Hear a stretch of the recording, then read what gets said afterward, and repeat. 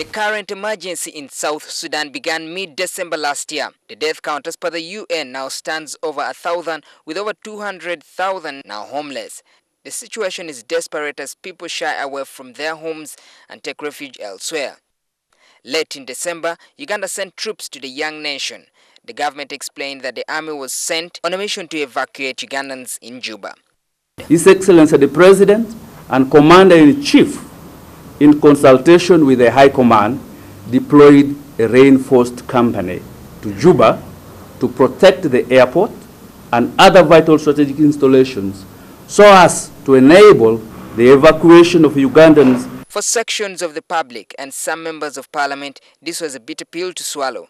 They have since questioned whether this was really a venture the troops had to take, wondering if it was in fact an undisputed decision by parliament. Last week, the Speaker of Parliament called for a special session that will be held tomorrow to look into the contentious deployment.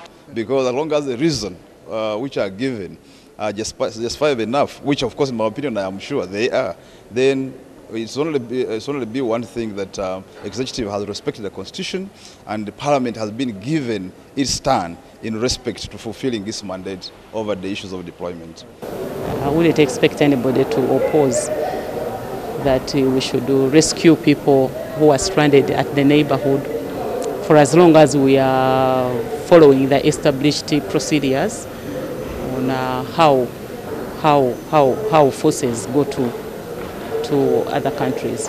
The Shadow Attorney General is peeved that Parliament was not consulted when the decision to send the troops was made.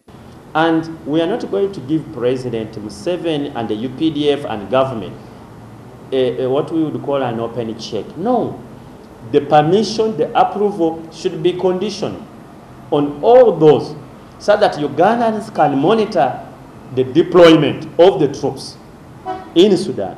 This evening, the NRM caucus held a meeting in which, according to the spokesperson Evelyn Anite, they agreed to unanimously support government's position on the troops' deployment. Maurice Ochol,